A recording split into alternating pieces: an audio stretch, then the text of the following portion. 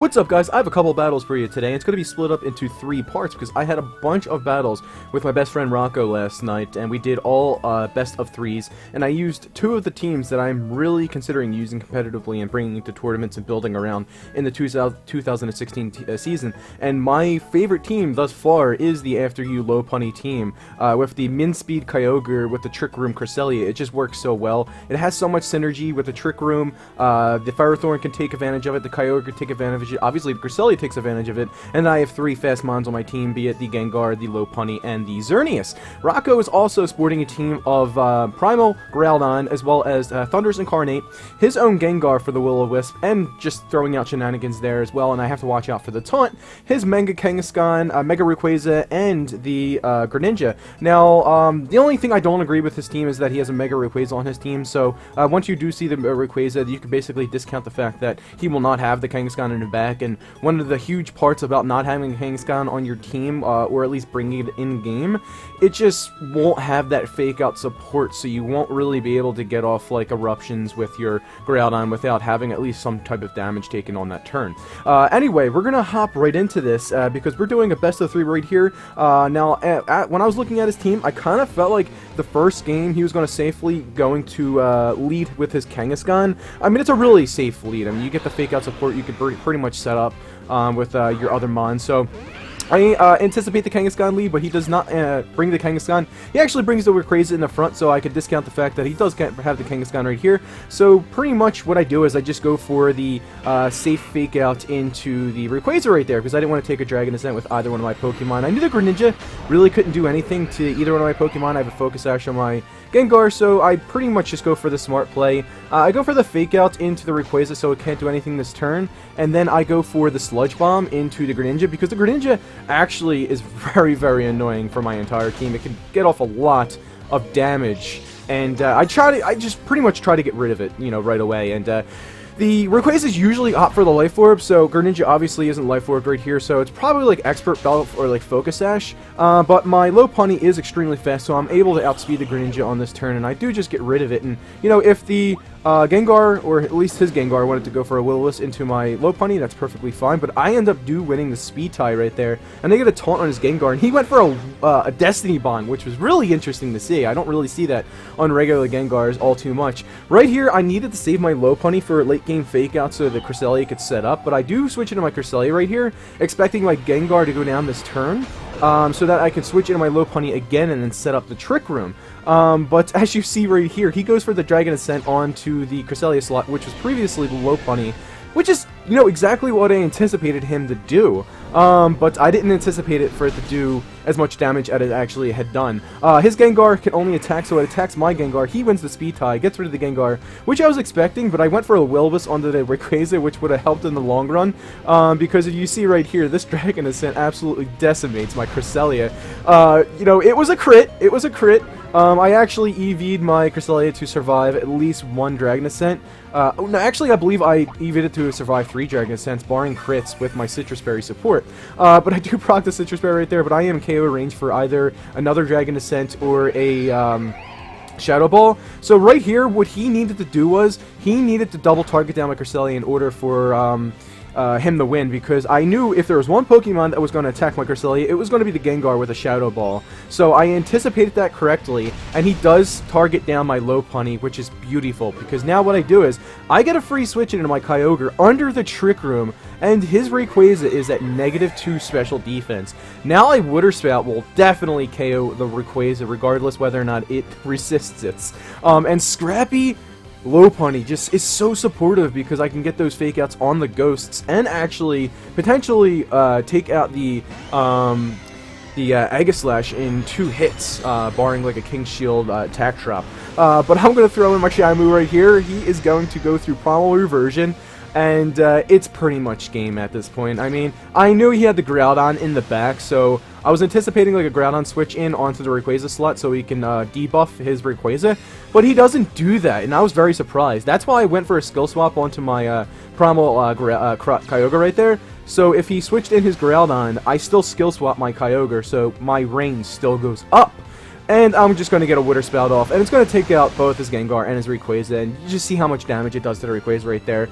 You know, even though it's at -2 special defense, I think even at -1 special defense, it would have taken out the Rayquaza at that range. And the Groudon does finally come in on his part right there. And back on that last turn, he could have went for like a Taunt Destiny Bomb with his Gengar, but it wouldn't have mattered because the Trick Room was up, so I didn't have to worry about that. That's why I went for the Skill Swap instead of like the Helping Hand with my Cresselia. And I was covering for the Groudon switch in for the Skill Swap on the Cresselia.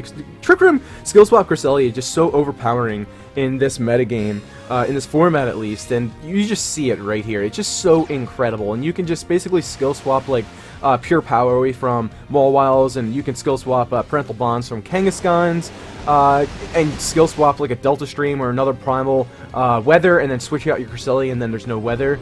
It's just really good. It's just really, really good, and it supports Kyogre so well. And Min Speed Kyogre on this team has so much synergy with the rest of the team because it does so well under the Trick Room, and having After You on the Lopunny is just really good because Lopunny pretty much outspeeds everything in the entire format right now, at least, you know, barring the Trick Room or the Tailwind setup on the other team. And there only is one problem for Lopunny when he wants to go for the FDUs, and it's with the Crobats, because you can't fake out the Crobat.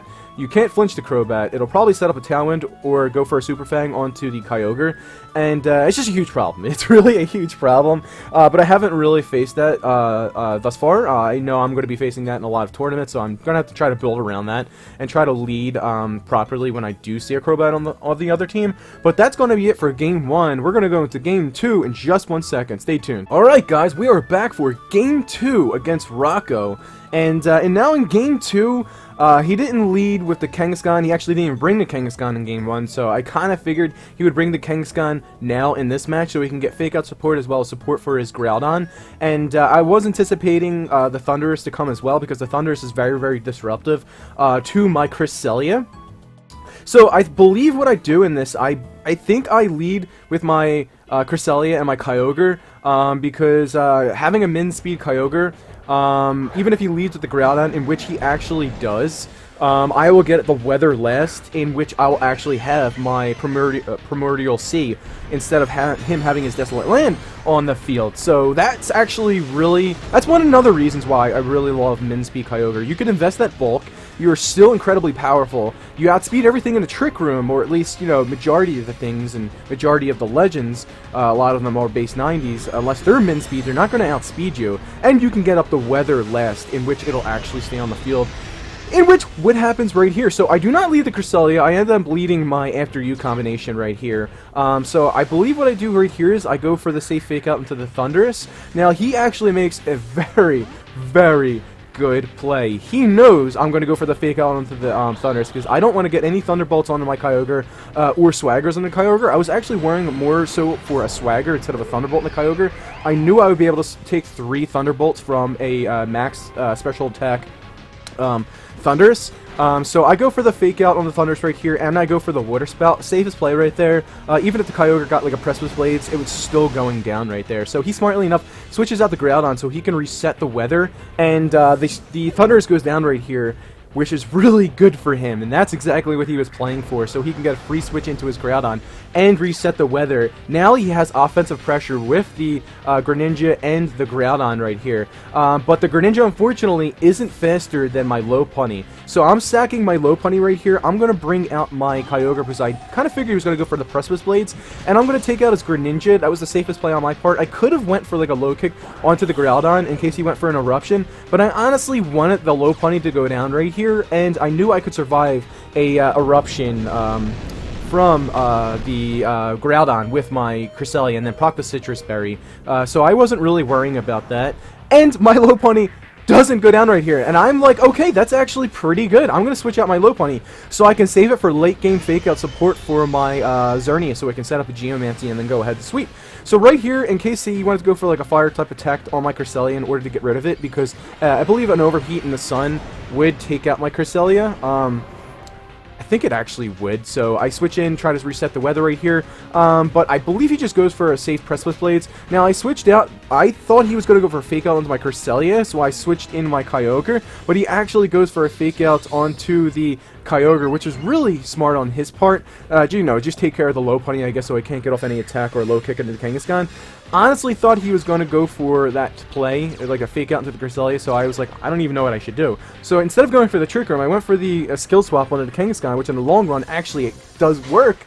And then he goes for a Rock Polish with his Groudon. I had no idea why he went for that, because I have a Trick Room Cresselia out on the field right there, so that actually was really, really bad on his part. Cresselia doesn't have Levitate anymore. His Kangaskhan actually has Levitate, so that's why the Precipice Blades hits my Cresselia right there, but it's a 3-hit KO on my Cresselia anyway. And I'm going to get the Trick Room up now, and I have Parental Bond on my Cresselia, so I could actually switch that to any one of my allying Pokemon, but, you know, the Trick Room goes up, so it's pretty much GG at this point. He could have went for a Sucker Punch into my Kyogre, so that I probably wouldn't have been able to get off as strong as a Water Spout, but it didn't really matter at that point. It wouldn't even have brought me down to half health, and that's pretty much game, and it wouldn't even hit twice because I did get the Parental Bond switch skill swap with my Cresselia. So those two games pretty much show you the entire point of this team. Like, after I didn't even get to use After You, but the Trick Room Cresselia just supports Kyogre so well. Even if you don't even bring your your Ferrothorn or Slowpokes in the back, just having your Primal Groudon can pretty much win you the game if it's under the Trick Room and if it's the fastest Pokemon in the field, in which it usually is, unless you have like Min Speed base 90 Pokemon, in which you'll be speed tying in the Trick Room, as well as other very slow Pokemon such as like Ferrothorn is a really good check to Kyogre under the Trick Room, because it'll be faster. You can get off that grass type attack. I forget what it is. It's, you know, I'm stupid. And the Moonguses are actually running around using Grass Knot, and they'll definitely outspeed, and it could also Spore as well. So Moongus and Ferrothorn are, you know, my bane in existence when I'm under the Trick Room with my Kyogre, so definitely something I have to watch out for. I do have the Lopunny. The Lopunny does go down pretty darn quick, so I do have to watch out for that. I mean, I do have Will-O-Wisp on a Gengar, but then yet again on the Trick Room, you know, it's a little bit too late at that point because the Ferrothorn will attack first. So I honestly think something I could do better on this team would be having like a good Ferrothorn check on this team, maybe like a really slow fire type user. Don't really know what I could do yet to put that Pokemon on my team, but I do have the Gengar and the Lopunny to deal with Ferrothorns, and I believe Low Kick is actually almost a one-hit KO, and a crit is actually a one-hit KO. Can't rely on those crits. Anyway, guys, this is part 1. We're going to be coming out with a part 2 and part 3 because we played a bunch last night. I'm trying to get him into VGC. He is very good at it, and I don't know why he doesn't compete. But we're going to get into part 2 later on today. Peace.